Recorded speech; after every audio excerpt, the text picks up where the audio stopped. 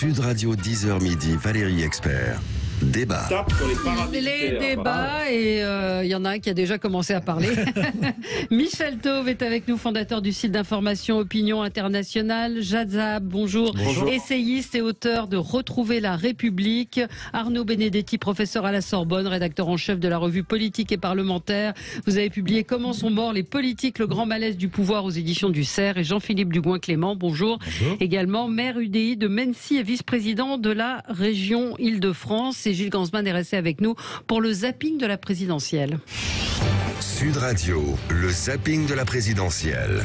Alors Valérie, dans la première partie, je vous ai fait un zapping sur l'Ukraine, donc j'allais pas refaire le même. On va évidemment consacrer une très grande partie de cette émission à ce qui se passe en Ukraine. Vous avez voilà, je vous ai mis des sons, j'allais pas refaire. Tout à l'heure, on en repassera peut-être certains. Voilà, j'allais pas refaire un zapping sur l'Ukraine, donc j'ai essayé de faire un zapping de la campagne politique. Et hier, c'était la dernière séance des questions au gouvernement de l'Assemblée nationale. Nos députés peuvent maintenant s'engager dans la campagne.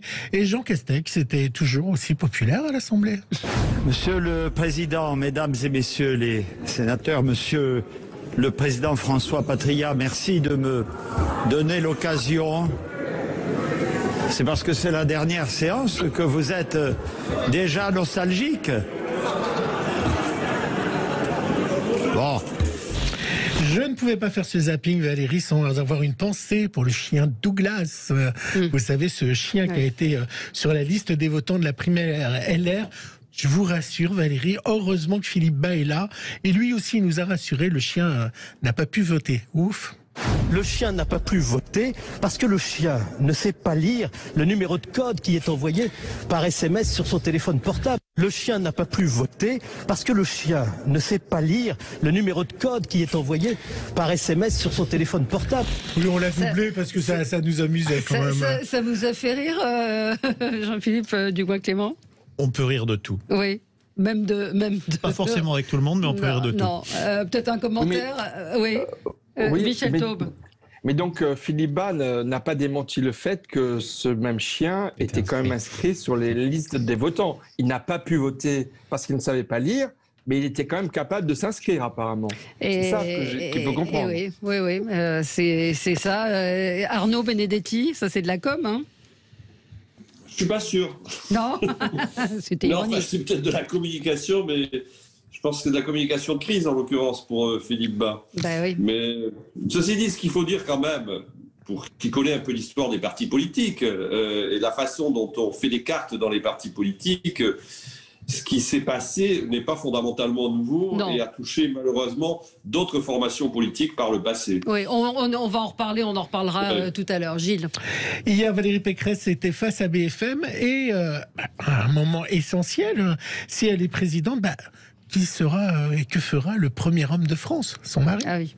Si vous entrez à l'Élysée, donc il y aura un premier monsieur, comment est-ce qu'on dira du coup? Parce que je ne sais pas comment on va faire. Ce sera une grande nouveauté. Ouais.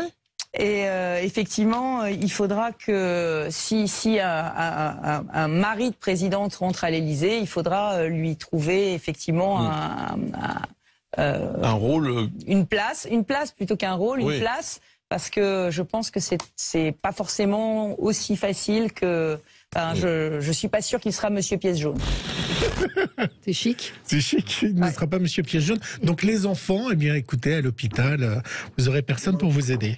Elle a quand même ajouté, si je peux me permettre, elle a quand même ajouté juste après, une seconde après, et pourquoi pas finalement Monsieur Pièce Jaune, hein, elle est revenue sur le propos en disant finalement pourquoi pas. Oui, parce qu'elle s'est rendue compte que c'était peut-être un peu misogyne de dire cela. Oui, voilà. Puis c'est s'attaquer à quelque chose qui est important, qui est ces maisons qui sont construites pour les enfants mais et les parents. misogyne aussi, c'est-à-dire de dire il n'y a que les femmes qui peuvent s'occuper des pièces jaunes. Donc je pense que ça a dû aller très vite dans sa tête. Il y avait David Douillet aussi qui s'en occupait. Oui, absolument.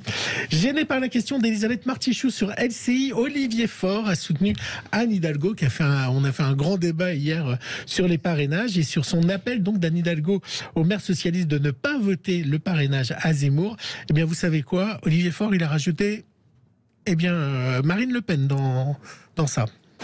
Je soutiens le fait que les socialistes qui ont un certain nombre de mairies, de départements, de régions, etc., n'ont pas à parrainer Éric Zemmour. Donc ce ne serait pas pour vous un déni de démocratie qu'Éric Zemmour ne puisse pas être candidat? Si, mais Mais attendez, c'est pas pour ça que moi je vais. Alors là, c'est en même temps fabuleux. C'est pas un en même temps. Ce serait un déni de démocratie, mais on refuse de l'aider. Mais je vous dis quoi, Elisabeth Martichoux? Je vous dis, la cohérence, c'est de dire que quand les règles ne sont pas bonnes, on les change. Elles sont, elles sont là. Comment on fait avec les règles? Est-ce qu'on aide Éric Zemmour ou pas à obtenir ses parrainages? Ce que je vous dis. Donc, ce que je vous dis, c'est qu'il y a 42 000 élus en France qui peuvent parrainer Éric Zemmour. Les socialistes ne parrainent pas Éric Zemmour. Les socialistes peuvent parrainer Marine Le Pen? Mais je ne pense pas que nous puissions parrainer quelqu'un d'extrême droite. Voilà. Donc maintenant Marine Le Pen et Éric Zemmour pour les maires PS. C'est oui, ce qu'ils estiment être l'extrême droite. Merci Gilles pour ce zapping. On va passer. Oui, Arnaud. C'est totalement incroyable comme position. Si vous voulez, d'abord, c'était l'extrême droite il y a longtemps qu'il fallait dissoudre en l'occurrence, puisqu'ils ont été au pouvoir, ils pouvaient le faire en la matière. À partir du moment où ils acceptent que ce courant puisse s'exprimer, ce qui me paraît légitime, je ne vois pas les raisons pour lesquelles ce courant ne pourrait pas être représenté à l'élection présidentielle. Enfin bon, c'est deux poids. C'est deux poids, deux mesures. Mais c'est vrai que Elisabeth Martichoux a raison. Il y a une sorte de paradoxe à dire déni de démocratie, mais en même temps, nous, on n'est pas prêts à les aider. C'est le sectarisme. Non, mais c'est le sectarisme de la gauche qu'on connaît depuis toujours. David Lisnard, qui est membre de LR, qui est président de l'Association des maires de France, a donné son parrainage à Jean-Luc Mélenchon. Donc, si on écoute Olivier Faure, il n'aurait pas dû le faire, puisqu'en fait, il aurait dû considérer Jean-Luc Mélenchon comme d'extrême gauche. Donc, c'est totalement incohérent et ça montre véritablement le sectarisme de cette gauche qui est aujourd'hui en perdition. Ouais. Écoutez, on en reparlera peut-être tout à l'heure. On va évidemment énormément parler de l'Ukraine, de la Russie, de cette guerre à laquelle on ne s'attendait quand même pas. Ce matin, c'est un peu, c'est une situation qui est la pire de celle qui pouvait être envisagée. On va en parler dans un instant, mais tout de même, il y a d'autres choses dans l'actualité. Arnaud Benedetti, votre coup de cœur? C'est un livre. Ah oui, alors mon coup de cœur, alors je suis désolé parce que là je plaide un peu pour ma paroisse. Oui. C'est un ouvrage qui vient d'être publié aux éditions Taillandier, qui concerne la matière que j'enseigne moi à l'université, c'est-à-dire l'histoire de la communication et l'histoire des métiers de la communication. C'est un ouvrage qui est écrit par l'un de mes collègues qui est chercheur qui est chercheur et professeur d'histoire de la propagande et des techniques de persuasion à Sciences Po, qui s'intitule Les maîtres de la manipulation, David Collomb. C'est publié au Taillandier. En d'autres termes, il relate l'histoire de tous ceux qui ont de fait été finalement les initiateurs depuis un siècle et demi même, des métiers de la communication, des techniques de la communication. Donc c'est une galerie de portraits qui va des grands publicitaires, d'un publicitaire comme Lasker qui va inventer l'idée de marque, qui va inventer l'idée des spots publicitaires à la radio, qui passe par Édouard Bernays, qui est le neveu de Freud, et qui est le grand homme des relations publiques aux États-Unis, qui va notamment développer ce que l'on appelle la théorie de la fabrique du consentement, jusqu'aux, j'allais dire, professionnels de la communication les plus récents, qui utilisent à la fois les potentialités qui existent aujourd'hui pour communiquer grâce aux nouvelles technologies, ou qui utilisent les connaissances les plus récentes en matière de sciences cognitives. C'est un ouvrage très intéressant qui constitue une histoire politique de la communication. Trop souvent, on parle de la communication à travers l'image, à travers les postures, à travers voir les outils. Là, ce qu'il y a de très intéressant avec le travail de David Collomb, c'est qu'il nous rappelle que ces métiers, ils naissent d'abord dans les démocraties, la plupart du temps, contrairement à ce qu'on pense, la propagande n'est pas née de fait dans les États totalitaires ou dans les États autoritaires qui l'ont récupérée par la suite, mais ce sont les démocraties qui ont inventé la propagande parce que tout simplement, elles ont compris que le facteur de légitimation du pouvoir, c'était l'opinion publique et la société, et que donc il fallait pouvoir être capable de s'adresser et de éventuellement maîtriser les opinions publiques. Et puis surtout, c'est une galerie de portraits. C'est une histoire très vivante que nous relate. Et c'est accessible à tout le monde. C'est tout à fait accessible. C'est tout à fait accessible. Enfin, en tout cas, moi, c'est un ouvrage que je recommande. Son précédent ouvrage, qui s'appelait Propagande, qui était sur une histoire de la manipulation, était extrêmement intéressant. Donc, et là, ce sont les portraits de ceux qui ont inventé la communication et la manipulation. Donc ça s'appelle Les Maîtres de la manipulation aux éditions Talendier et l'auteur s'appelle David Collomb. Jean-Philippe Dugouin-Clément, vous, c'est un coup de gueule ? Oui, c'est vraiment dans la thématique l'enfer est pavé de bonnes intentions. On est spécialiste en France pour établir des règles, mettre en place des règlements, des circulaires, pour de bonnes raisons, mais avec des effets pervers terribles où parfois le remède est pire que le mal. En l'espèce, il y a toute une logique qui a été portée dans le cadre de la loi 3C et déjà avant de sortir les passoires thermiques de la location, ce qui est une bonne chose, ce qui est vertueux, pour lutter contre la surconsommation d'énergie, contre les gaz à effet de serre, pour lutter contre la cherté de la vie. L'énergie est un poste majeur sur le logement. Le problème, c'est que le législateur a mis en place des calendriers absolument fous et intenables. Nous sommes dans un pays qui, ces dernières années, construit 350 000 logements par an à peu près. Il faudrait qu'on en fasse 500 000. 500 000, on en fait 350 000. On est en face d'une crise du logement sans précédent et la réglementation actuelle va sortir de la location en interdisant de louer au 1er janvier 2024 600 000 logements et 1 200 000 logements supplémentaires au 1er janvier 2028. La réalité aujourd'hui, c'est que les professionnels du bâtiment sont incapables, si l'intégralité de ces marchés venait à se réaliser dans ces calendriers-là, de pouvoir le faire. En l'espace de 6 ans, on va sortir l'équivalent de plus de 5 ans de la production de logements en France. La ministre, à l'heure actuelle, refuse d'envisager un allongement des délais ou de passer de l'interdiction à des mesures de fiscalisation pour inciter les propriétaires à faire leurs travaux. Mais aujourd'hui, alors qu'on est dans une situation de crise du logement terrible, où en Ile-de-France, il faut pratiquement 10 ans pour accéder à un logement social, où les gens n'arrivent plus à se loger de manière décente, on s'apprête tout simplement, en 6 ans, à sortir du marché locatif 1 800 000 logements, soit qui seront vides, soit qui seront loués au black, ce qui veut dire avec une insécurité totale, tant pour les propriétaires que pour les locataires, et une exploitation de la misère humaine. Qu'est-ce qu'il faudrait faire ? Je pense qu'il est là-dessus urgent d'allonger un petit peu les délais et de jouer surtout sur des mesures d'incitation fiscale. On peut très bien plafonner le prix des loyers, taxer davantage les loyers de passoires thermiques pour inciter à le faire. Mais il y a des cas où mécaniquement, quand vous êtes dans un dernier étage d'un immeuble haussmannien avec une toiture en zinc, vous êtes dans une incapacité totale d'attraper des étiquettes énergétiques satisfaisantes. C'est une réalité aussi. Allez, on marque une petite pause pour le journal et les dernières informations qui nous viennent d'Ukraine et on se retrouve dans un instant avec vous. À tout de suite. Sud Radio 10h midi, Valérie Expert. Débat. On est ensemble jusqu'à midi pour commenter l'actualité dominée par la guerre. On l'entend beaucoup à 2 heures de Paris, c'est-à-dire Moscou, la Russie qui a attaqué l'Ukraine. Et c'est vrai que ce matin, c'est le pire scénario qui est arrivé. On entendait beaucoup de commentateurs relativiser en disant mais non, c'est le Donbass qui l'intéresse, etc. Visiblement, Poutine a d'autres ambitions. On va en parler dans un instant. On est avec Michel Taube, fondateur du site d'information Opinion Internationale, fondateur d'Ensemble contre la peine de mort, Jad Zahab, essayiste, auteur de Retrouver la République face à la crise des consentements. C'est aux éditions du Cherche Midi. Arnaud Benedetti, professeur à la Sorbonne, rédacteur en chef de la revue politique et parlementaire. Vous avez publié Comment sont morts les politiques, le grand malaise du pouvoir aux éditions du CERF. Et Jean-Philippe Dugouin-Clément, maire UDI de Mennecy et vice-président de la région Île-de-France.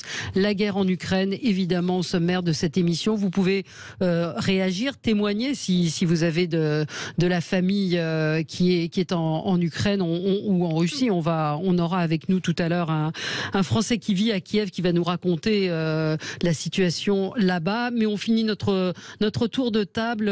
Jad Zahab, vous, c'est un coup de gueule politique franco-français. Oui, c'est un coup de gueule politique alors qu'il y a quand même un lien avec l'actualité. C'est ces oppositions qui instrumentalisent la très tardive entrée en campagne du président de la République Emmanuel Macron. Alors il avait dit il y a quelques semaines, son entrée en campagne serait déterminée par l'issue de ce conflit ukraino-russe qui ne fait que commencer, et donc on comprend aisément que la diplomatie ait pris le pas, et je crois que c'est une très bonne chose que la diplomatie française soit au rendez-vous de cette actualité brûlante et terrible, et on va en parler dans un instant. Mais je crois qu'il y a une grande indignité de la part des oppositions à accuser le président de la République de ne pas entrer en campagne à dessein. Je crois qu'en réalité ça marque une campagne présidentielle qui jusqu'à présent est inaudible et qui est indigne des Françaises et des Français. On enchaîne les polémiques, les chiens qui votent votent pas, la radicalité à tous les côtés, cette mise en avant, cette mise en exergue permanente de la division et d'une campagne qui est inaudible. Et je crois que les oppositions, en réalité, elles ont besoin du président de la République parce que justement,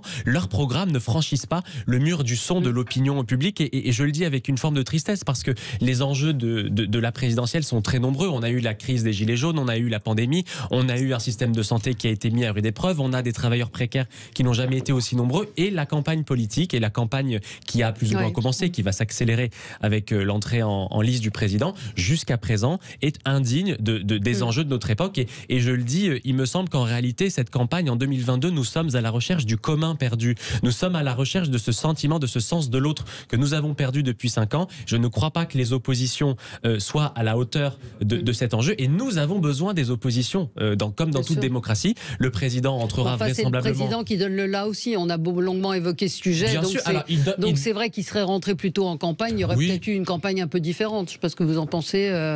Oui, après, c'est pas son intérêt. Oui. Quand vous êtes président de la République, vous avez intérêt, sauf à être trop faible, à rentrer très tard en campagne. Parce que vous boxez pas dans la même catégorie, vous laissez des oppositions, ce que vous disiez, être difficilement audible, chercher à stigmatiser, chercher à marquer. Après, la réalité, c'est qu'il y a quand même une gestion totalement politique de la part du président de la République de cette séquence de son mandat. Quand son propre parti politique a trouvé le moyen, il y a quelques semaines, de sortir une campagne de photos sur Internet expliquant qu'il faisait reculer les chars en Ukraine et grâce à lui, il y avait la paix, c'est quand même pas les oppositions qui sont allées attaquer le président de la République là-dessus. Il y a eu une utilisation de la part du président de la République, et c'est normal. Ils l'ont tous fait. Ils l'ont tous fait. C'est pas le premier, c'est pas le dernier. Mais il utilise son statut. Et c'est vrai que le 5 mars, il sera en campagne. Il est président de la République encore, donc c'est normal qu'il soit à la manœuvre. C'est normal, mais il y a une utilisation du statut, il y a une utilisation globalement des moyens de le statut. Du terme utilisation. Il est chef des armées, il est chef de la diplomatie française. Que dirait-on s'il était entré en campagne il y a 2 semaines et qu'il n'aurait pas géré cette situation-là? Voilà, moi je pense que les oppositions sont tellement mauvaises. Et je le dis, vous avez raison, c'est vrai que quand le président sera en campagne, elles seront en capacité de lui répondre. Mais enfin, rien ne les empêche de proposer des projets qui puissent franchir le mur de l'opinion publique. C'est pas le cas, je le regrette. Alors, un mot chacun, puisqu'on a nous longuement discuté, débattu de ce sujet hier. C'est pas ce que pensent beaucoup de Français. C'est vrai qu'il y a des intérêts assez importants pour la campagne électorale, mais enfin, Emmanuel Macron n'a pas le monopole du sens commun et d'apporter à cette campagne toute la lumière que Jad Zahab ne voit pas pour le moment. On pourrait dire aussi qu'Éric Zemmour est entré dans cette campagne en posant la question de l'identité, qui est quand même une question majeure pour beaucoup de Français. Et qu'en soi, peut-être ne vous en déplaise, c'est quand même un point qui est important pour beaucoup de Français. Jean-Luc Mélenchon, qui est en train de faire une percée dans les sondages, il représente aussi certaines questions, la question sociale qu'Emmanuel Macron n'a pas su incarner. Donc, moi, je ne serais pas aussi critique que vous sur l'état de la campagne. Et je ne suis pas certain qu'Emmanuel Macron va y apporter beaucoup plus, d'autant qu'on nous annonce qu'il va refuser de discuter avec les autres candidats. On verra, on ne va pas faire de boule de cristal. Un mot, Arnaud Benedetti, sur ce qui vient d'être dit.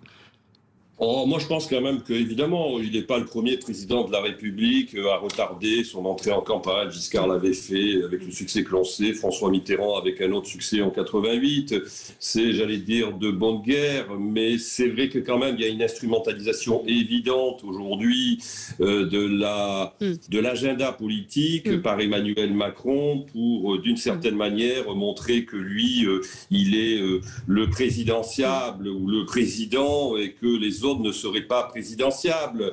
Je trouve que quand même c'est un peu gênant parce que, in fine, les tons ont changé, si vous voulez, fondamentalement. C'est qu'aujourd'hui, il y a quand même une forme de distorsion de concurrence qui est créée ainsi entre un président de la République qui joue de son statut de chef de l'État, avec d'ailleurs un succès quand même très mitigé. On va peut-être y revenir sur la question ukrainienne, en l'occurrence, parce que la mise en scène de la diplomatie spectacle ces derniers jours, elle est quand même particulièrement éloquente.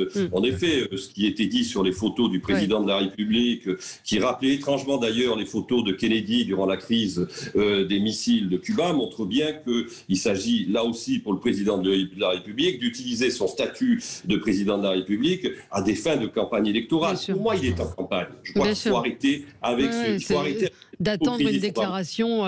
Il est en campagne. Il est clairement et explicitement en campagne, ce qui est tout à fait normal. Les photos de la semaine dernière en étaient un élément. Voilà. Et quant à l'état de l'opposition, je suis assez d'accord avec ce que dit Michel Taube, c'est-à-dire que moi, il y a quand même des oppositions qui s'expriment. Alors, on a le droit de ne pas être d'accord avec elles, mais c'est vrai que les propos de Zemmour, les propos de Mélenchon constituent quand même des offres politiques qui sont audibles, même si on ne veut pas, on peut les contester, on peut les combattre, mais elles sont totalement audibles pour une partie de l'opinion publique. Je n'en veux d'ailleurs que les dynamiques électorales dont ils bénéficient malgré tout dans un certain nombre d'intentions de vote. Absolument.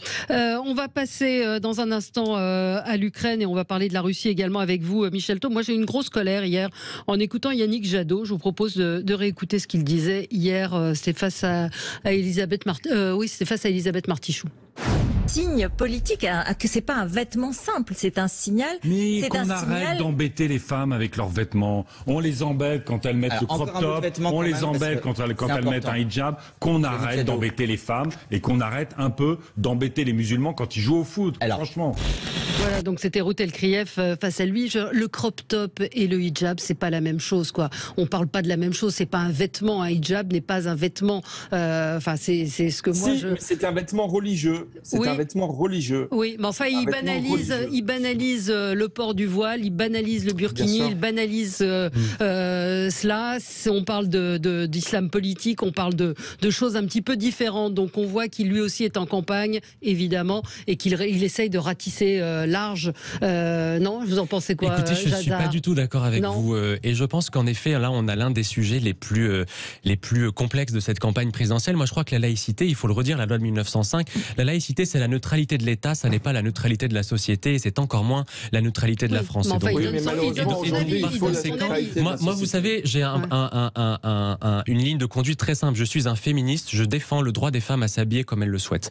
À partir de là, soit on est des féministes et on accepte l'idéologie féministe qui est de dire moi je défends les droits des femmes et le corps des femmes, soit on est féministe et on dit alors je suis féministe, par contre tu mets pas ci, tu mets pas ça, parce que j'ai décidé que ton habit dit quelque chose. Ensuite, en effet, il y a une dimension aujourd'hui très identitaire au port du voile. Il y a dans des nouvelles générations des gens qui portent cet habit par revendication politique, communautariste, vous avez raison, et là il y a un vrai sujet. Par contre, moi j'ai grandi par intermittence au Liban, et j'en parlerai tout à l'heure concernant la guerre. Il y a autant de voiles qu'il n'y a de femmes, et donc si par essence on dit le voile égale un instrument politique, on casse le combat féministe. Moi, je défends le droit des femmes à s'habiller comme elles le souhaitent. Sur la question des hijabeuses, il y a une revendication politique et communautaire qu'il faut combattre. Par contre, cessons de laisser croire que la laïcité serait la neutralité de la société. C'est une vision complètement erronée de la loi de 1905. Florence Burgeot,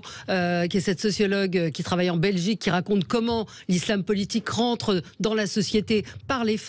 Elles vont dans les mosquées pour leur dire de porter le hijab. Donc il y a quand même c'est ce que je vous dis, je parle de revendication identitaire qui est nouvelle. On n'est pas d'accord. Là-dessus. Alors attendez, Michel Taube. Non, mais deux choses. D'abord, on n'est pas au Liban. On est en France, d'accord? Et donc, je pense que porter un voile, surtout que vous avez de plus en plus de voiles qui voilent complètement la femme qui le porte, je suis désolé, ça n'est pas un vêtement français. Et dire cela... Mais qu'est-ce que vous appelez un vêtement français? Ça veut rien dire un vêtement français, religieux, enfin. C'est un vêtement religieux et qui en plus exprime une adhésion à des doctrines salafistes ou fréristes de l'islam.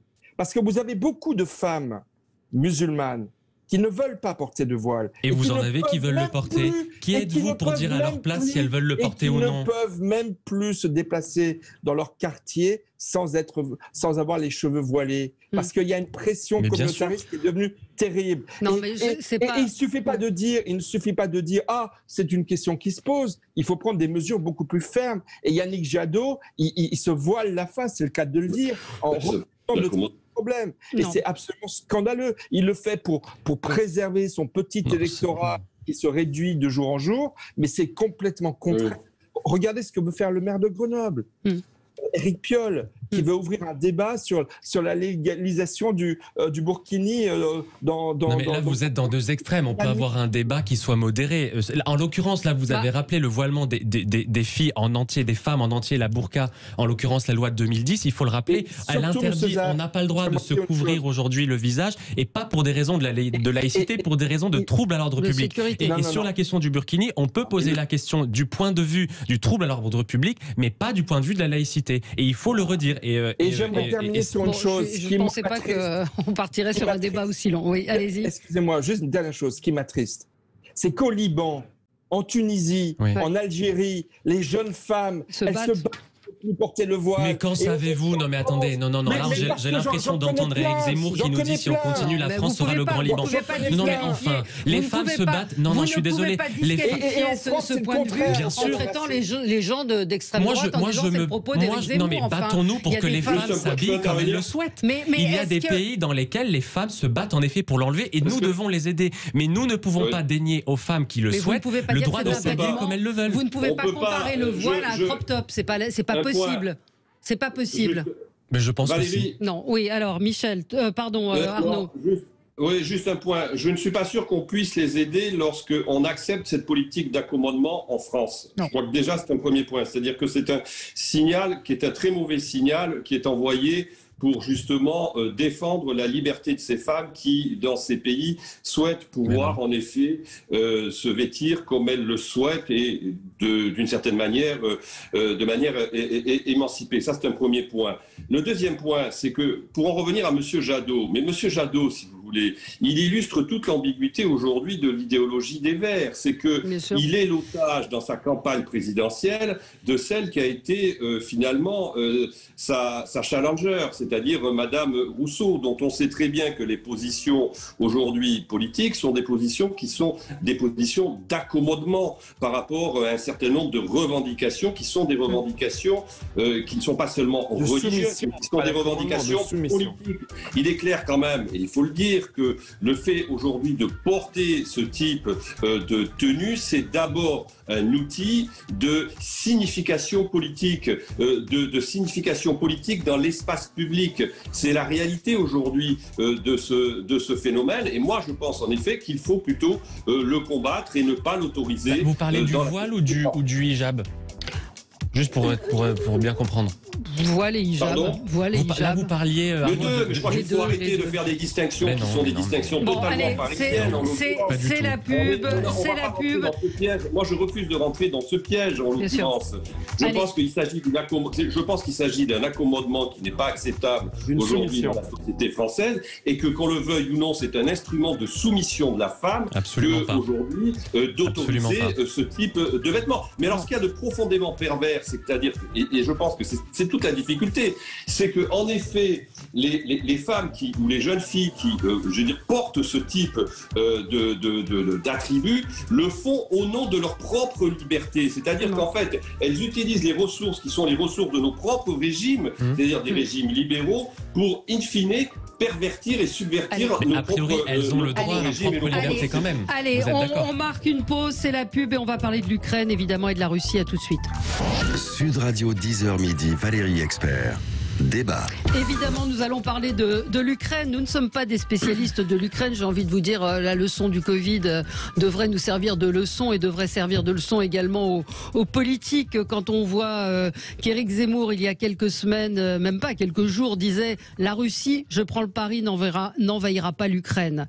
Quand vous avez Jean-Luc Mélenchon qui dit « Ce sont les États-Unis qui sont dans une position agressive et non pas la Russie. La menace russe n'existe pas ». C'est ce que disent les Ukrainiens eux-mêmes. Ça résonne de façon assez triste ce matin avec tous ces gens qui étaient sûrs qu'il ne se passerait rien. Alors on va en parler dans un instant. On a Jérémy en ligne avec nous. Jérémy, bonjour. Bonjour. Vous êtes français, vous vivez à Kiev. Racontez-nous un petit peu ce qui s'est passé cette nuit pour vous. Moi, j'étais réveillé à 5h du matin en entendant des explosions. J'en ai entendu 4-5, dont la dernière qui était vraiment très très forte, qui a fait vibrer les murs. Vous habitez au centre de Kiev ? J'habite à 29 km de Kiev. D'accord. D'accord. Et du coup, on est parti à Kiev dans la matinée vers 6 heures du matin pour récupérer ma belle famille, parce qu'il y avait les frères de ma compagne qui vivaient sur Kiev, donc on est parti aller les chercher. Et on a repris la route en sens inverse, mais le sens inverse, c'est des millions de voitures sur la route. Je vous dis, même les voitures ne roulent plus sur la route, ils roulent sur l'herbe. Ils roulent sur l'herbe sur le bas-côté. C'est pour faire plus de chemin pour avancer, quoi. Ouais. Là, on voit des images qui sont envoyées par l'AFP, entre autres, par toutes les agences de presse, où on voit un exode depuis Kiev. Les gens quittent la capitale. Tout à fait, oui. Et vous, alors moi, je suis retourné de là où j'habite, à 29 km, et j'ai vu des gens qui se réfugiaient dans mon village. Mais pour le moment, je sais pas quoi faire. On n'a pas encore fait de réunion avec ma belle famille. On vient d'y arriver, ça fait 20 minutes. Ouais. Et mon téléphone n'arrête pas de sonner, donc du coup, c'est un peu compliqué, quoi. Ouais. Mais vous pensez rester? Vous ne savez pas encore ce que vous attendiez à ce qu'il y avait dans la population autour de vous, des craintes de cette attaque, d'une attaque si proche de Kiev? Absolument pas. La vie elle continuait, comme je le disais il y a 2-3 semaines à la télévision française, où la vie continuait, on ne voyait strictement rien. Et là, 5 heures du matin, on a entendu les bombes, quoi. Ouais. Alors, Poutine, il dit qu'il veut attaquer apparemment les endroits stratégiques, mais c'est faux. Il attaque les buildings où il y a des personnes privées qui habitent dedans, où les murs, les façades ont explosé. Il est en train de tuer des civils. C'est du n'importe quoi, quoi. Ouais. Ce matin, on apprend donc que plus de 40 soldats et une dizaine de civils aujourd'hui ont été tués. C'est ce qu'annonce Kiev. Écoutez, on restera en lien avec vous. Vous nous tiendrez au courant de la situation. Prenez soin de vous et protégez-vous du mieux que vous pouvez. Merci d'être intervenu ce matin sur Sud Radio. Merci Jérémy. Au revoir. J'ai pas oublié votre coup de gueule, Michel Taube, qui est en lien évidemment avec le sujet. Oui, alors c'est difficile de parler après ce monsieur parce que la guerre, c'est toujours des victimes civiles. Et effectivement, là, il y a une gravité importante. Mais hier soir, dans l'intervention de Valérie Pécresse sur BFM TV, elle a été interpellée par un journaliste j'en avais déjà parlé sur votre plateau, sur les fonctions éminentes que remplit François Fillon au conseil d'administration de 2 grandes sociétés pétrochimiques russes, Sibour et Zarubzneft. Et c'est vrai que moi j'étais particulièrement choqué par la photo qui a été diffusée pendant l'émission, où vous voyez en fait le vice-président, c'était la semaine dernière, le 16 février, pardon, il y a 15 jours. La semaine dernière, vous aviez Alexander Novak, vice-président du gouvernement de la Fédération de Russie, qui recevait François Fillon comme administrateur de cette société pétrochimique russe, avec à gauche le drapeau russe et à droite le drapeau français. Ouais. Et Valérie Pécresse n'a eu comme moyen de botter en touche que de dire François Fillon a quitté la vie politique et il est libre maintenant de faire ce qu'il veut et il n'est pas le seul Français qui travaille en Russie, c'est vrai. Mais c'est pas n'importe quel Français non plus, c'est un peu ça le problème. Exactement. Et moi je trouve ça très choquant, très choquant et tout simplement intenable que l'ancien Premier ministre de la République française rencontre la semaine dernière le Premier ministre, le vice-président de la République de Russie, avec le drapeau français à ses côtés, comme administrateur d'une société pétrochimique, alors qu'on sait très bien qu'il est là pour ses anciennes éminentes fonctions. Et pour son carnet d'adresse, pour ses relations, pour ses secrets, pour les secrets de la France. Aujourd'hui, François Fillon bénéficie de moyens considérables en tant qu'ancien Premier ministre. Il a un chauffeur, il a des bureaux, il a des moyens considérables. Donc ça n'est pas possible. Donc je pense qu'il faut appeler François Fillon à quitter ses fonctions. D'autres le font actuellement. Il a répondu ce matin en disant « En 2014, j'ai regretté les conditions de l'annexion de la Crimée. Aujourd'hui, je condamne l'usage de la force en Ukraine. Mais...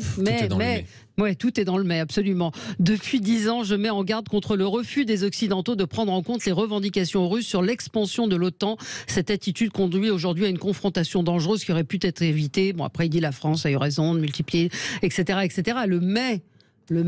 c'est illégitime. Il dit en gros j'avais prévenu et on m'a pas écouté. Et en gros ils sont dans leur bon droit. C'est-à-dire il a adopté le point de vue russe. La Russie est victime. Hier on a entendu. Alors si vous voulez, il y a les pro-russes de conviction. On les a avec Zemmour, Le Pen et Mélenchon. Enfin moi j'invite quand même toutes les personnes dans la période électorale à reprendre les déclarations de ces 3 candidats depuis 6 mois.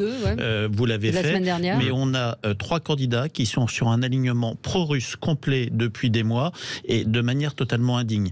Et dans le cas de l'ancien Premier ministre, on est sur un ancien Premier ministre, où lui, c'est pas forcément un alignement idéologique, c'est un alignement financier. Aujourd'hui, François Fillon, c'est qui est-ce qu'il nourrit, qui est-ce qui lui donne à manger. Et François Fillon, je pense, vit extrêmement bien de ses contrats avec la Russie. Voilà. Après, très honnêtement, venir hier, passer 10 minutes sur un débat là-dessus, aller attaquer Valérie Pécresse, qui n'a plus rien à voir avec François Fillon, qui porte un projet pour la France, de savoir ce qu'elle pense d'un ancien candidat, d'un ancien Premier ministre. Très bien, je pense que les Français, ils attendent probablement d'avoir des propositions pour le pays, de savoir ce que porte l'ensemble des candidats, de savoir quelle est la ligne portée par les candidats par rapport à la Russie, par rapport à l'Ukraine. Valérie Pécresse est une ligne qui est extrêmement claire là-dessus, ce qui est absolument pas le cas des 3 autres candidats que je viens de citer. Voilà, ça c'est quelque chose d'important. Bon, on va marquer une toute petite pause et on revient avec notre débat autour de la Russie, de l'Ukraine, de cette guerre. Que faut-il en craindre? Quelles sanctions trouver? On y revient dans un instant. Sud Radio 10h midi, Valérie Expert. Débat. Avec vous sur Sud Radio jusqu'à midi, nous parlons donc de cette guerre que la Russie a déclarée à l'Ukraine. On en parle avec vous, avec Arnaud Benedetti, Jean-Philippe Dugoin-Clément, Jad Zahab et Michel Taube. Michel, non, peut-être on n'a pas entendu Arnaud non plus sur ce matin on se réveille quand même avec, c'est plus que de l'angoisse. On est sonné, c'est-à-dire qu'on ne s'attendait quand même pas à cette intervention à une agression de cette ampleur. Non, c'est vrai. On ne s'attendait pas à ce que Poutine, finalement, passe la vitesse supérieure. C'est-à-dire qu'on avait tous en tête l'idée qu'il y avait une pression qui s'exerçait pour que, de fait, l'Ukraine ne soit pas intégrée dans l'OTAN. D'ailleurs, les Européens n'y sont pas favorables. Les Américains sont nettement moins, en tout cas clairs, sur la position d'Ukraine par rapport à l'OTAN. On pensait qu'il y avait chez lui la volonté d'abord de récupérer et de créer une forme de glacis qui sanctuarisait la Russie en récupérant les 2 républiques sécessionnistes du Donbass, et qu'il n'irait pas, disons, aussi loin dans son offensive. Alors, il faut être très prudent à ce stade, parce que, pour l'instant, on va voir ce qui va se passer, et l'histoire n'est pas terminée, loin de là. Moi, quand même, sur le fond, je pense que, si vous voulez, si on fait un peu d'histoire, c'est qu'on paye les conséquences, de fait, des années 90 dans cette affaire. Alors, les Russes ont beau jeu de dire, et quand on discute par exemple avec quelqu'un comme Vladimir Fedorovski, il l'explique très justement, il dit de fait les Russes, eux, en 90, ont cru entendre que finalement l'otanisation de l'Europe centrale et de l'Europe orientale ne se ferait pas. Ouais. Et ils vivent de fait depuis 1990 sur une forme, j'allais dire, de sentiment d'échec et d'humiliation. Considérant que eux, ils se sont autodissous en 91, c'est ce qu'expliquait aussi Hélène Carrère-Dancourt il y a quelques jours sur une chaîne de télévision, et que de fait, on les aurait floués. Donc ça, c'est une réalité avec laquelle il faut peut-être expliquer ce sentiment assez paranoïaque qui est celui aujourd'hui d'une partie des élites russes et des élites dirigeantes russes au regard de cette question qui est la question de l'Ukraine. Ensuite, moi, sur le fond, je pense que, si vous voulez, le drame de cette affaire, c'est qu'on est en train de basculer dans un autre monde progressivement, que les Occidentaux n'ont pas les moyens de leur politique, n'ont pas les moyens aujourd'hui de leurs annonces, et qu'on va le payer non seulement en termes de crédibilité sur le plan, bien évidemment, de la scène internationale, sachant quand même qu'il y a un rapprochement aujourd'hui entre les Russes et les Chinois qui est important. Et il faudra voir ce que vont faire les Chinois avec Taïwan, parce que là aussi, il y a une vraie question qui se pose pour les mois qui viennent. Et l'exemple russe en Ukraine peut donner des ailes aussi aux Chinois vis-à-vis de Taïwan. C'est une des retombées potentielles de ce qui est en train de se passer en Ukraine. Et ensuite, ce qu'il faut bien avoir en tête, c'est que non seulement il y a des conséquences politiques, il y a des conséquences géopolitiques, et puis il va y avoir des conséquences économiques qui vont être assez importantes pour les Occidentaux et pour les Européens, et particulièrement pour les Français dans les mois qui viennent. Oui, c'est effectivement la question qui se pose. Est-ce qu'on a les moyens, vous l'avez dit, des sanctions quand on voit Emmanuel Macron qui fait un tweet ce matin en disant je condamne et je demande à l'armée russe d'arrêter. C'est vrai que c'est pas terrible. Hein, l'Europe est encore une fois, l'Europe politique, l'Union européenne est mise face à ses responsabilités et c'est un moment charnière pour elle. C'est vrai que ça pose la question de manière très frontale de l'Europe de la défense. On sait qu'il y avait un désaccord entre le président français et la coalition allemande menée par Olaf Scholz, et donc on s'orientait plutôt vers une Europe de l'industrie de défense moins que vers une Europe de la défense. C'est un vrai sujet, mais si vous me permettez, juste sur la situation, sans faire de sentimentalisme, j'évoquais tout à l'heure, on en a parlé, mes origines franco-libanaises, je le dis avec d'autant plus d'émotion que mon histoire familiale est marquée par la guerre. Et simplement, quand on se réveille un matin et qu'on découvre que c'est la guerre c'est le fracas, c'est le silence. On avait ce témoignage de ce Français qui habite en Ukraine. Moi, j'ai vécu par intermittence des très petits conflits dans le nord du Liban, mais je peux d'ailleurs j'en tremble rien qu'en parlant, vous raconter que la guerre est un fait total. Nous, on est ici, on dit souvent on est dans l'Europe, le continent de la paix, on est en France, et c'est vrai, vous vous baladez dans les rues, tout va bien. Il y a aujourd'hui sur le sol européen la guerre. Et il ne s'agit pas de faire ni de l'alarmisme ni du sentimentalisme, mais c'est partout en Ukraine, c'est pas uniquement dans la zone Est. C'est à 50 km, je crois, de la frontière polonaise, au cœur de l'Europe continentale, au cœur de l'Union européenne. Et donc, mes premières pensées, elles vont évidemment vers tous les civils. Moi, j'ai grandi avec des gens de mon âge, mes cousins, qui me disaient quand on n'entend pas tirer dans la rue, on n'arrive pas à dormir. Mes oncles et mes tantes me racontent quand on n'entend pas les bombardements, on n'arrive pas à dormir tellement on s'est accoutumé à la guerre. Et donc, ma première pensée ce matin, elle était pour ces gens-là, des civils, parce que ça pourrait nous arriver à nous.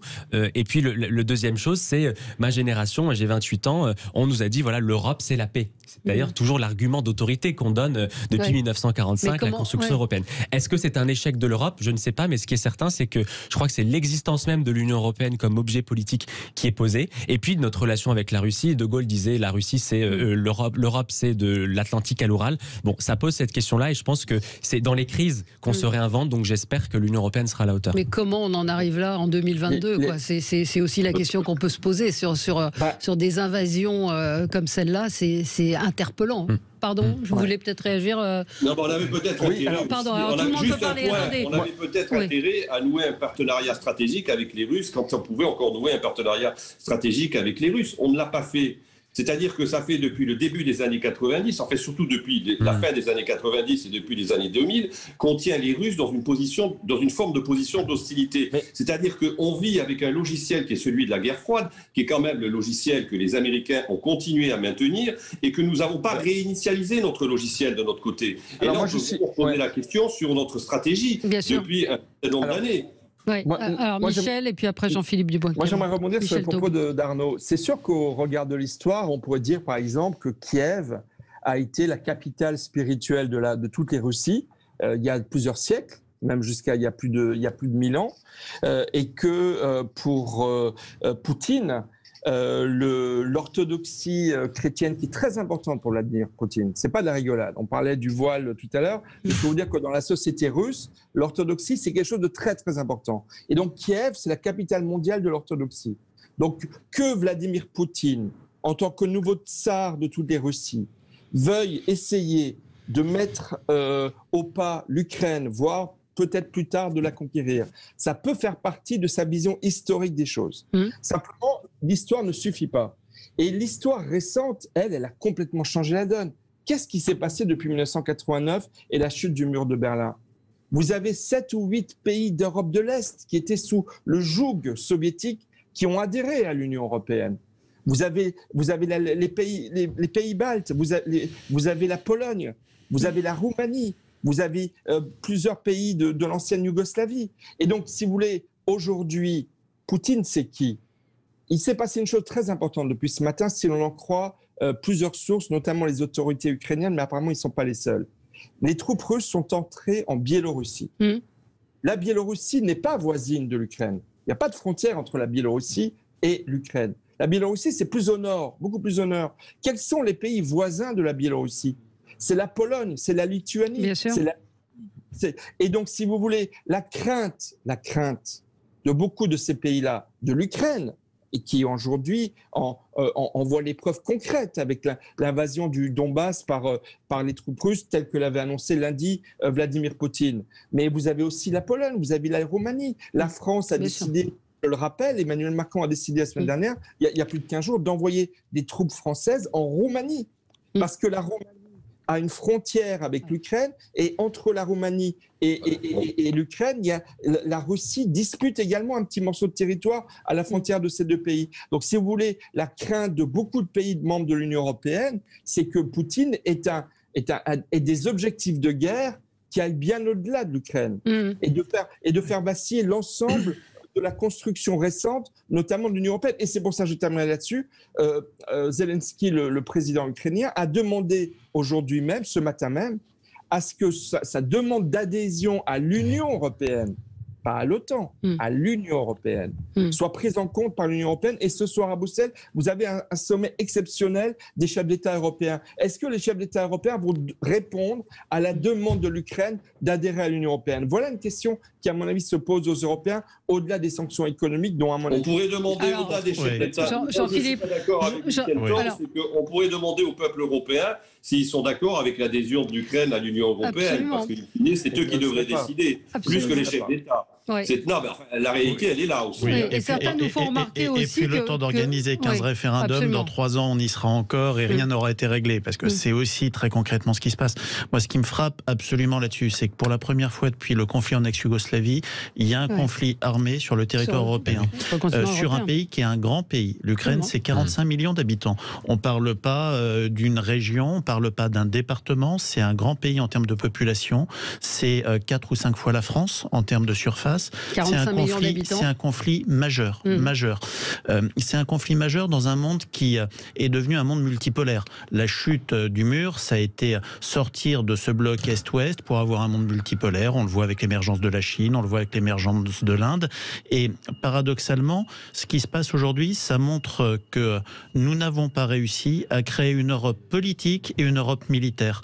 La réalité, c'est qu'aujourd'hui, Poutine parle avec Biden, que celui qui réagit en premier en annonçant des mesures, des sanctions, des envois de troupes, qui donne le là, c'est les États-Unis, c'est la puissance américaine outre-Atlantique, et que sur un conflit qui concerne notre territoire, où la question aujourd'hui, c'est de savoir jusqu'où les Russes iront en Ukraine, et au-delà de l'Ukraine, est-ce qu'ils iront plus loin? Et plus loin, c'est en Europe, c'est les pays baltes, c'est la Pologne, on sait ces choses-là. Eh bien, quelle est la capacité de l'Europe à parler d'une seule voix? Quelle est la capacité de l'Europe à être crédible en termes de réaction, en termes de capacité militaire, en termes de capacité économique, en termes de capacité politique? Ça fait 40 ans qu'on a raté cette Europe, parce qu'au fond, aucun État ne l'a voulu. Eh bien, moi, je pense que si ça doit servir à quelque chose, ça doit servir au fait que nous devons aller vers une véritable Europe politique pour être capable de répondre face à la Russie, face à Poutine.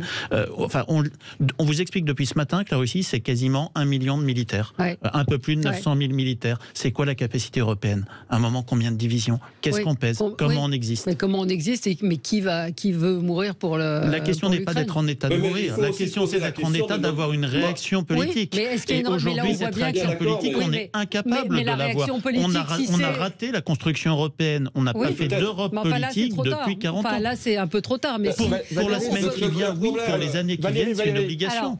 Alors Valérie, Michel, si je peux me permettre. oui. Et puis Valérie, Arnaud. Lorsque vous posez la question que beaucoup ont posée, est-ce qu'on est prêt à mourir pour les Ukrainiens? Évidemment, la première réponse, elle est de dire non. La plupart des Européens ne voudront pas mourir pour les Ukrainiens. Mais c'est quand même une question, c'est pas à vous que je le dis Valérie, je le dis à tous ceux qui se posent la question, elle est quand même un peu indécente cette question. Oui, mais je suis d'accord. En 1936,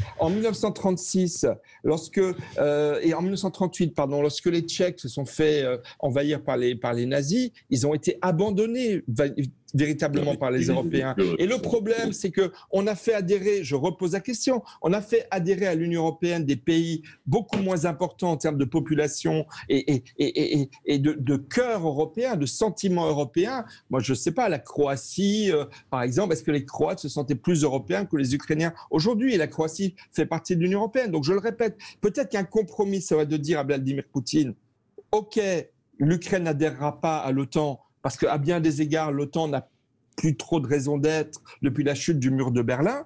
Mais en revanche, l'Ukraine, c'est un pays qui se sent européen aux 3/4 et il peut adhérer à l'Union européenne. Et ce serait une manière de dire à Vladimir Poutine, stop, vous ne pourrez pas faire de l'Ukraine votre vassal parce que les Ukrainiens ne le veulent pas. Oui, mais peut-être que les Ukrainiens le veulent. Certains en veulent. Je pense que c'est pas aussi manichéen que ça.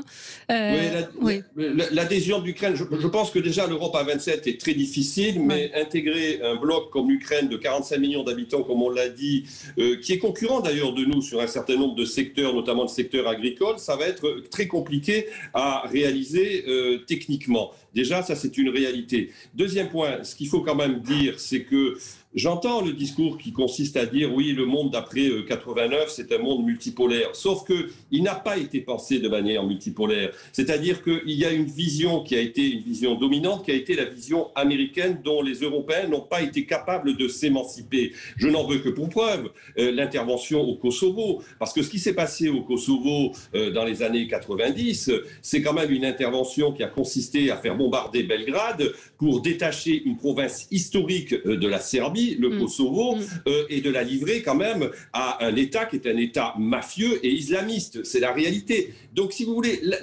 la permanence de la politique européenne depuis maintenant les années 90, qui consiste à s'aligner quasiment systématiquement sur les positions américaines, rend extrêmement difficile aujourd'hui, compréhensible pour une partie des opinions publiques, les indignations qui sont les nôtres suite à cette agression caractérisée de Vladimir Poutine en Ukraine. Je pense qu'il y a aussi, j'allais dire, des explications dans nos propres comportements qui sont à l'origine de ce qu'on est en train de traverser. Allez, petite pause et on sera avec vous tout de suite après avec un auditeur qui souhaitait réagir. À tout de suite. Débat et les commentaires sur cette guerre de la Russie à l'Ukraine. On a un auditeur en ligne avec nous, Gilles, qui souhaitait réagir. Bonjour Gilles. Oui, bonjour à tout le plateau, bonjour à tous. Oui, en fait, j'écoute votre débat depuis le début, depuis le début de l'émission. Et j'ai pris mon téléphone pour rappeler parce que déjà, il faut savoir une chose. À partir du moment où il y a une guerre, la première victime, c'est la vérité, en fait. Parce que les deux parties vont toujours vouloir faire de la propagande. Bien sûr. Mais quand je vous entends depuis le début, on parle beaucoup de Poutine qui est l'agresseur, mais j'ai vraiment l'impression qu'il y a un plateau pro-USA en fait. Je peux me tromper, surtout après les dires de M. Benedetti juste avant la pub. Mais il faut quand même prendre en compte une chose. Moi, je me rappelle, j'y étais pas, mais la baie des cochons, il y a quelques années, les États-Unis ont réagi dès que les Russes ont voulu placer des têtes de guerre à Cuba. Donc, on peut comprendre aussi Poutine qui ne voit pas de bon œil l'arrivée de l'OTAN à ses frontières, ce qui peut paraître plausible, qui peut paraître logique si on se met à sa place. Mon avis, personnellement, c'est que si la France veut gagner en crédibilité et pouvoir se faire entendre, c'est peut-être déjà gagner en neutralité et pouvoir parler aux deux côtés. Et peut-être mettre un stop à M. Biden qui n'arrête pas de chauffer à blanc Poutine. Et là, je pense qu'on gagnerait en crédibilité. Mais là, je trouve qu'on se met trop derrière les États-Unis et du coup, je ne vois pas pourquoi Poutine nous écouterait en fait. Arnaud, vous voulez répondre? Non, j'ai pas l'impression d'avoir été pro-USA dans mon expression, pas du tout. Au contraire, même, j'ai été assez critique sur la façon dont on s'aligne systématiquement sur les positions américaines. Moi, je pense qu'en effet, aujourd'hui, il y a une réalité qui est une réalité historique, c'est que la Russie souhaite se protéger et se sent menacée. Et c'est l'argument qui légitime aujourd'hui, finalement, la position de Poutine en Ukraine. Alors, évidemment, je veux dire, on ne peut pas quand même non plus considérer que l'agression d'un pays qui est un pays indépendant constitue une façon de faire. Donc on est quand même, j'allais dire, normalement habilité à condamner ce type d'agression. Ensuite, moi je pense qu'en effet, il y a une responsabilité historique des Occidentaux dans ce qui est en train de se passer aujourd'hui en Ukraine. C'est que nous avons depuis des années et des années sous-estimé la colère des Russes quant à la façon dont ils étaient traités, et que les Russes ont aussi des intérêts et qu'ils ont une zone d'influence et qu'ils souhaitent en effet préserver cette zone d'influence. Et là où je vous rejoins, monsieur, c'est que les intérêts de la France, en effet, ça serait en l'occurrence d'être capable de nouer un dialogue équilibré avec les Russes, parce que nous sommes en train de payer en Afrique nos positions hostiles à la Russie. Ce qui vient de se passer par exemple au Mali et ce qui se passe actuellement dans cette partie du monde est une conséquence aussi directe de la façon dont nous entretenons notre relation avec les Russes. Oui, non, mais il y a beaucoup de réactions. Hein. Alors il y a aussi les complotistes qui sont de sortie. Nous avons cette guerre bidon voulue par l'OTAN et fabriquée pour faire oublier les effets secondaires des vaccins dans le monde. Donc là, on est CQFD, on a tout, on a bouclé la boucle. Et puis beaucoup de gens qui estiment effectivement que les États-Unis ont une responsabilité et que l'Europe est un petit peu le dindon de la force dans tout ça. C'est ce qui est terrible. Bien sûr qu'il y a une responsabilité des États-Unis, bien sûr que la volonté d'expansion de l'OTAN et du dominium américain est une réalité, mais aujourd'hui, enfin, on est sur un pays qui est en train d'être envahi, il y a des civils qui sont en train d'être tués, on est sur un pays qui envahit un autre pays, et la réalité, c'est qu'on n'a pas de réponse européenne. Ouais, on est dans une discussion qui est entre la Russie et les États-Unis. Ouais. Moi, ce que je regrette aujourd'hui, c'est pas la France toute seule qui peut avoir une voix, qui peut se faire entendre par rapport à Poutine. Alors, Poutine, il ne discute pas avec la France, il ne discute pas avec l'Europe, il discute avec les États-Unis. Et je pense qu'aujourd'hui, si on voulait pouvoir avoir une voie différente, avoir une logique de non-alignement sur un sujet qui nous concerne au premier chef, je rappelle que c'est un conflit qui est à nos portes, qui est sur le continent européen. C'est pas un conflit qui se déroule au Mexique, à Cuba ou en Amérique du Nord. C'est un conflit qui est à nos portes. Eh bien, je pense qu'aujourd'hui, ça nécessiterait qu'on se repose la question de la refondation de l'Europe, d'une Europe politique, d'une Europe militaire, d'une Europe qui soit autre chose qu'un simple assemblage d'intérêts économiques. C'est ce qu'on a fait depuis 40 ans, ça a eu des avantages, c'est bien, mais on est au bout du bout. Aujourd'hui, on est un nain politique. Et si on veut exister d'une manière commune, eh bien, il faut qu'on imagine une Europe différente. Oui, mais le problème, c'est qu'on a réintégré l'OTAN en 2008. Hein. Donc, structurellement, on est aujourd'hui extrêmement contraint. Non, mais ça, je ne dis pas le contraire. Mais la question, de la voie européenne n'existe pas. Laissez finir Jean-Baptiste Dugouin-Clément. Alors, attendez, laissez terminer, Michel. C'est compliqué un peu à distance. Non, je suis d'accord avec vous sur la question de l'OTAN. Mais aujourd'hui, la réalité, c'est que la voie politique de l'Europe n'existe pas. C'est la voix des États-Unis qui s'exprime, pas la voix de l'Europe. Absolument, mais c'est ça. Et encore une fois, l'intérêt des États-Unis va être que s'il y a un soutien de la Chine à la Russie, on rappelle que l'Ukraine produit du blé, qu'il y a un certain nombre de matières premières qui seront en pénurie, parce qu'il y aura des conséquences pour nous aussi, et que on se tournera vers les États-Unis. Il y a un sujet dont personne ne parle. On a potentiellement des millions de réfugiés. Vous avez vu, la Syrie, c'était 15 millions d'habitants. C'est l'Europe qui n'a pas pu faire face. Là, on parle de 45 millions d'habitants. On est potentiellement sur des millions de réfugiés aux frontières européennes. Comment on le gère? La question, les dindons de la farce là-dedans, c'est les Européens. Et c'est l'Europe qui est incapable d'apporter une réponse politique. On ne peut pas continuer comme ça. Mais pensons aussi aux Ukrainiens. Michel Taube. Non, mais moi, ce que je voulais dire, c'est qu'on parle beaucoup de l'OTAN, mais à mon avis, le principal dommage, non pas collatéral, mais direct que va avoir cette crise, c'est sur l'Union européenne. Parce que la France a ses positions, elle essaye d'être médiatrice, mais si vous prenez près d'un tiers des membres de l'Union européenne qui sont issus de l'ancien bloc soviétique, ils sont tous profondément anti-russes. C'est ça dont il faut. Et ils sont membres de l'Union européenne. C'est-à-dire que l'Union européenne n'est plus l'Europe d'avant 1989. Et donc, qu'est-ce que Arnaud, moi je suis d'accord avec ce que dit Arnaud sur le principe Bien entendu qu'il faut que l'Europe ait sa propre autonomie stratégique par rapport aux États-Unis qui peuvent avoir des velléités de va-t-en-guerre pour l'agenda électoral de Biden en vue de la prochaine élection intermédiaire de novembre. Mais la réalité, c'est qu'aujourd'hui, dans l'Union européenne, vous avez beaucoup de pays comme la Pologne, comme la Roumanie, qui ne sont pas n'importe quel pays, qui sont totalement alignés, c'est le cas de le dire, non pas sur la position américaine, mais sur une peur bleue de Vladimir Poutine. Ils connaissent Poutine. Et j'ai envie de dire, ils le connaissent mieux que nous ne le connaissons. Et les mouvements de troupes russes, je fais la différence entre le peuple russe et Vladimir Poutine, qui est au pouvoir depuis 1997, qui est un dictateur patenté, qui a mis au pas toutes les oppositions dans son pays. Enfin, il faut quand même voir à qui on a affaire. Et donc, si vous voulez, je le répète, ce soir, moi j'attends avec beaucoup d'impatience le sommet de l'Union européenne ce soir, parce que je pense que la main tendue, ou plutôt la main désespérée des Ukrainiens qui disent relancer au moins le processus d'adhésion. Je ne dis pas qu'il faut que l'Ukraine adhère demain matin, mais au moins cette main tendue de l'Ukraine à l'Union européenne, il faut qu'on y réponde. On ne va pas se contenter des mesures. Juste deux choses quand même. Alors, deux choses, puis après, juste deux choses très courtes. D'abord, quand même, Poutine, je veux dire, il a restauré la puissance de la Russie, ce que lui siégerait une partie quand même du peuple russe et de l'opinion publique russe. Il faut se souvenir qu'avant Poutine,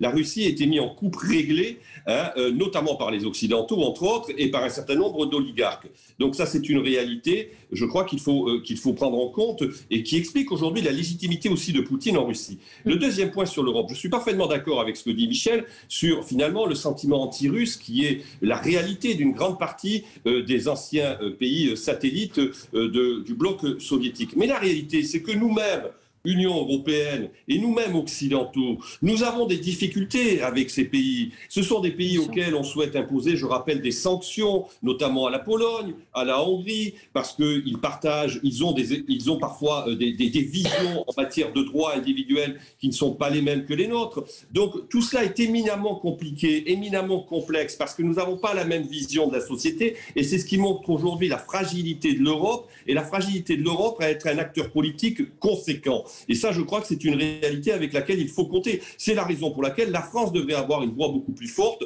nonobstant le fait qu'elle soit membre de l'Union européenne, et c'est ce qu'elle ne fait pas. Des images qui nous arrivent de Russie, d'Ukraine, avec une femme en sang, un homme près d'un cadavre. Donc là, les images de la guerre sont là et hélas. Oui, c'est une réalité ce matin à laquelle je ne pensais jamais assister. Il y a la guerre sur le sol européen à nouveau, comme dans les livres d'histoire. Encore une fois, sans dramatiser. L'auditeur tout à l'heure disait la vérité, c'est toujours la première victime de la guerre. La vérité et les civils. Et donc là, en effet, il y a une urgence à répondre. Je ne crois pas que la réponse militaire de la part de l'OTAN soit la plus adaptée, mais ce qui est certain, c'est qu'il y a la guerre sur le sol européen. Ça questionne toute l'architecture du projet européen, qui, encore une fois, je le dis souvent, on dit tout le temps l'argument d'autorité, l'Europe c'est la paix. Eh bien, aujourd'hui, force est de constater que cette paix, elle est remise en cause et que l'Europe doit réagir. Schumpeter l'économiste utilise le terme de destruction créatrice. C'est quand on est au fin fond de la crise qu'on trouve les moyens, par excellence, de se réinventer. Là, il y a une urgence à se réinventer. De la part de l'Union européenne, on voit qu'Olaf Scholz a abandonné le projet Nord Stream 2. C'était pas quelque chose qui était, j'allais dire, anticipable ou prévu. Donc peut-être que c'est le moment de faire bouger les lignes. Sur l'Europe de la défense, en l'occurrence, on sait que Olaf Scholz et Emmanuel Macron avaient une position différente. Peut-être que si l'Allemagne change d'avis, on pourra aller vers une entreprise de véritable Europe de la défense. Alors ensuite, la question des moyens de l'armée, est-on prêt à aller mourir pour l'Ukraine? On en parlait tout à l'heure. C'est un autre sujet, mais on est face au mur et c'est le moment de réagir. Et je pense que face à cette tragédie-là, moi, avant tout, parce que là, on est ici à Paris et ici, c'est la paix, je pense aux civils qui vont maintenant vivre au rythme des bombardements, des avions qui passent. Jean-Luc Mélenchon, je condamne la guerre de la Russie en Ukraine. C'est clair, net et précis. Et puis le tweet de Gérard Haraud, qui était ambassadeur de France aux États-Unis, c'est donc la guerre, l'acte le plus grave sur notre continent depuis 1945. Nous changeons d'époque. Poutine en est le seul responsable. Voilà, ce sera le mot de la fin. Merci à tous les quatre. Dans un instant, André Berkoff. Très bonne journée sur Sud Radio. Sud Radio.